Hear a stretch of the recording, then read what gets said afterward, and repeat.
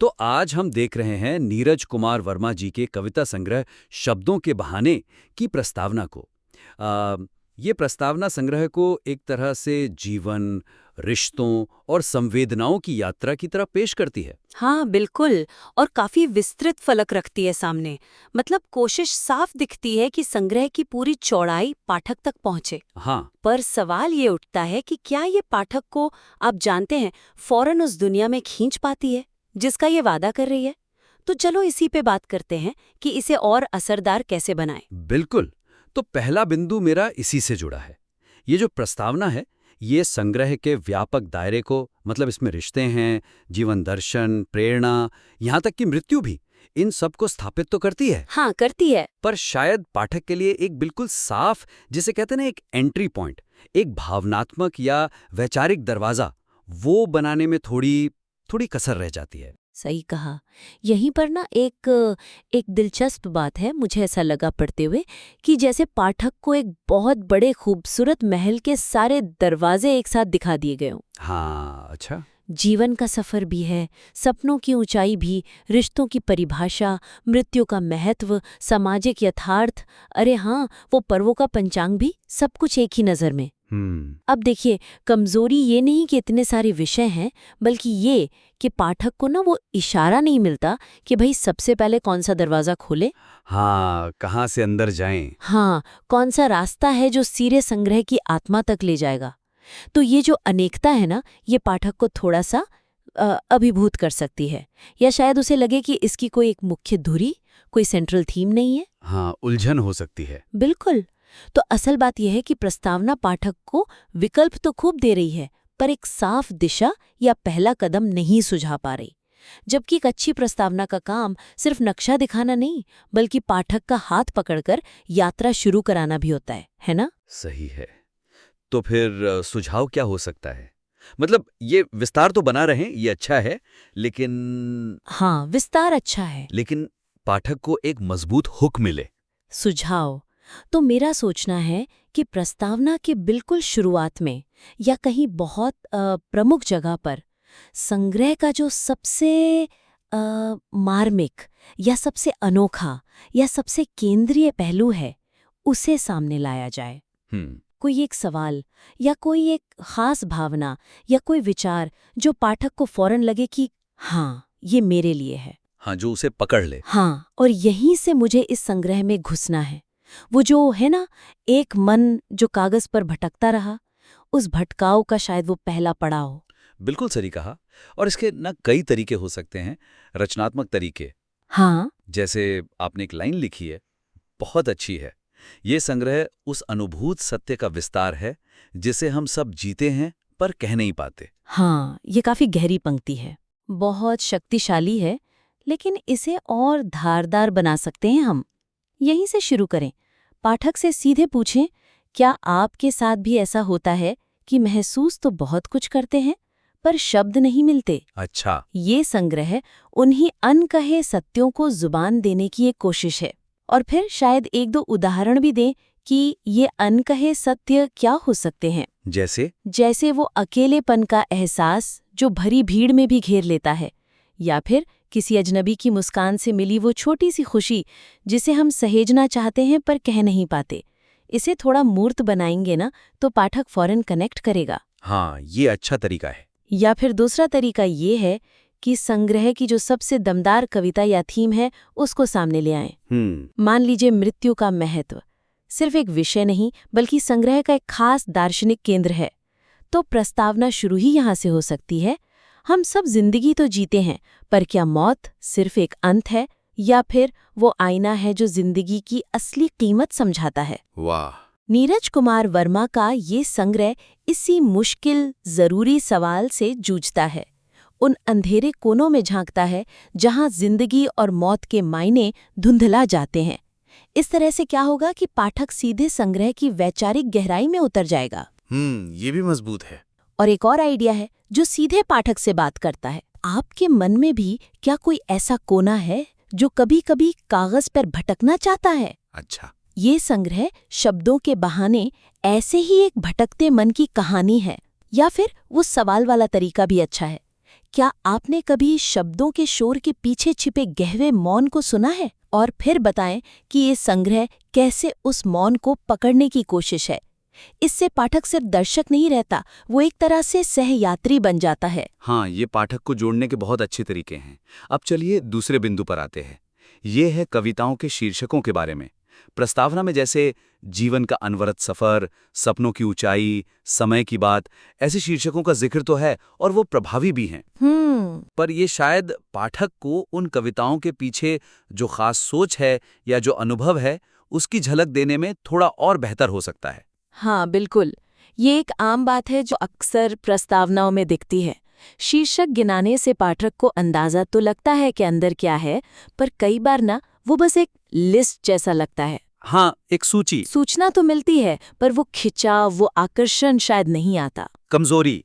देखिए, जब आप सिर्फ शीर्षक बताते हैं, जैसे जीवन का आधार सत्य या इच्छा शक्ति का संकल्प या दर्पण सा जीवन, तो आप ये तो बता रहे हैं कि विषय क्या है, पर ये नहीं बता रहे कि आप उस विषय पर क्या कह रहे हैं, जो अलग है, जो नया है या जो आपके अपने अनुभव से निकला है। तो पाठक शायद सोचेगा, अच्छा ठीक है, जीवन पर कविता, इच्छा शक्ति पर कविता, पर मेरे लिए क्या है इसमें नया? हाँ, इसमें खास क्या है? बिल्कुल।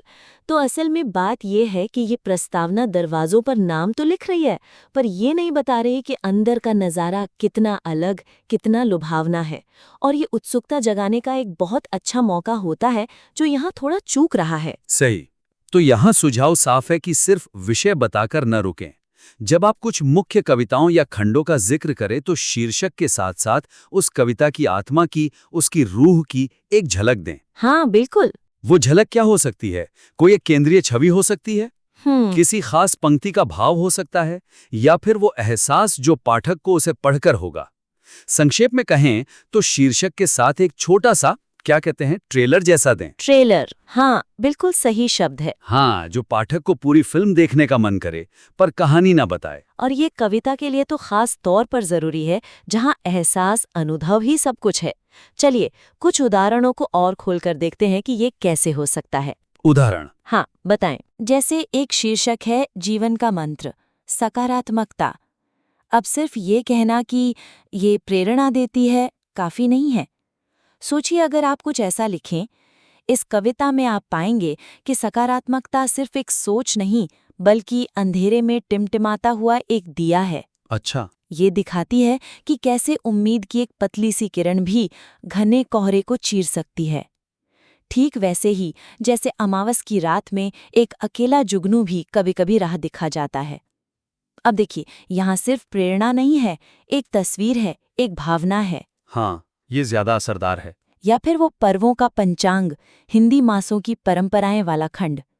संस्कृति से जोड़ता है, ये ठीक है, पर इसे अनुभव बनाइए। कैसे?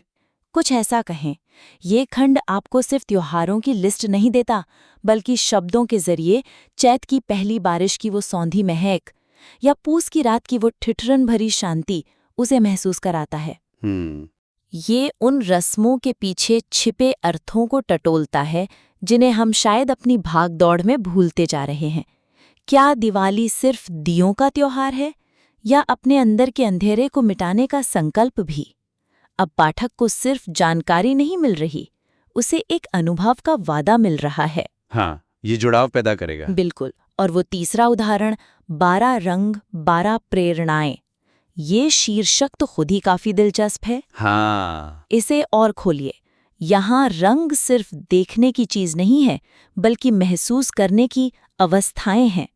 आप जानेंगे कि कैसे हरा रंग सिर्फ प्रकृति का नहीं, बल्कि मुश्किलों के बाद मन में लौटी ताजगी का भी प्रतीक है। अच्छा। या कैसे केसरिया सिर्फ त्याग का नहीं, बल्कि अपने लक्ष्य के लिए जुनून की आग का भी रंग है।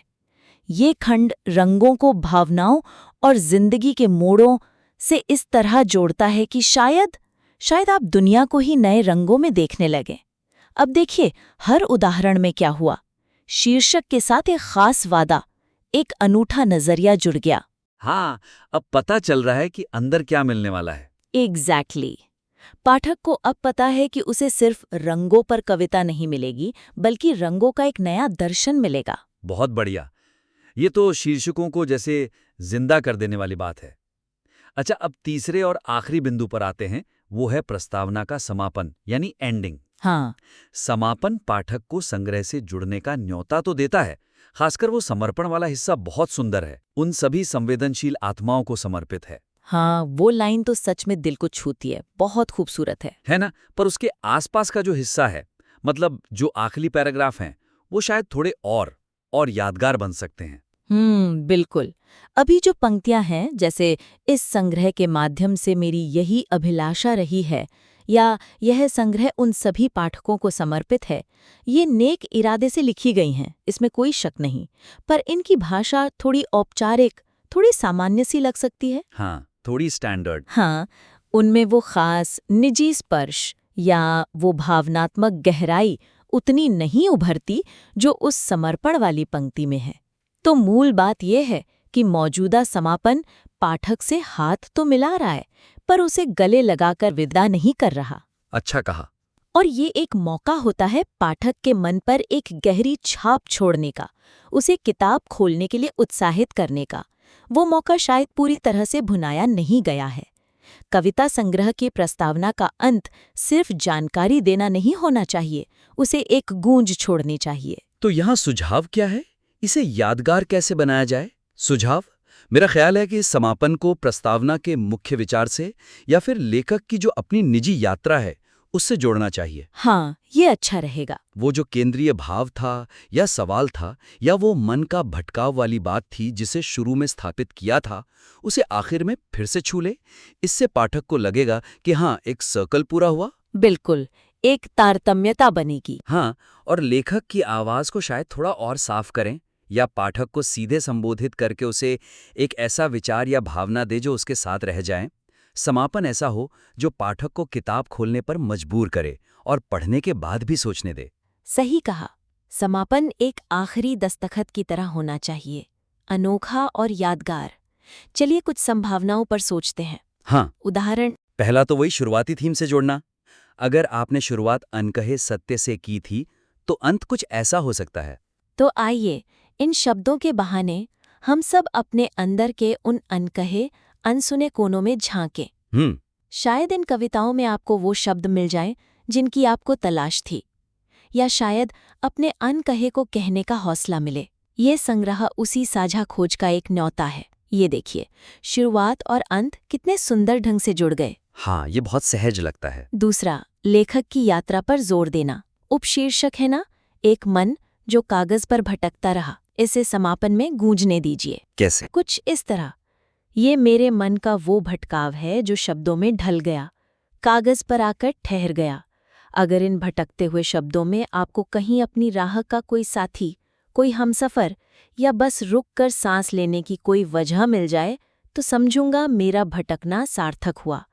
ये कितना व्यक्तिगत और ईमानदार लगता है ना, पाठक और लेखक के बीच सीधा पुल। हाँ, बहुत अपनापन लगता है इसमें। और तीसरा तरीका, पाठक को सीधे संबोधित करना। समापन पाठक को एक सवाल या एक चुनौती के साथ छोड़ सकता है। अच्छा? हाँ, जो उसे संग्रह से और गहराई से जोड़े।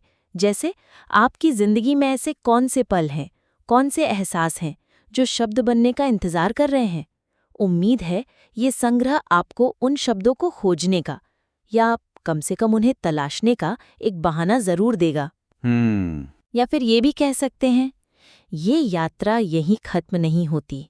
असली यात्रा तो तब शुरू होगी जब आप इन शब्दों को अपने अनुभवों की कसौटी पर कसेंगे। तो पढ़िए, महसूस कीजिए और देखिए कि ये शब्द आपके अंदर कौन सी नई कहानी जगाते हैं।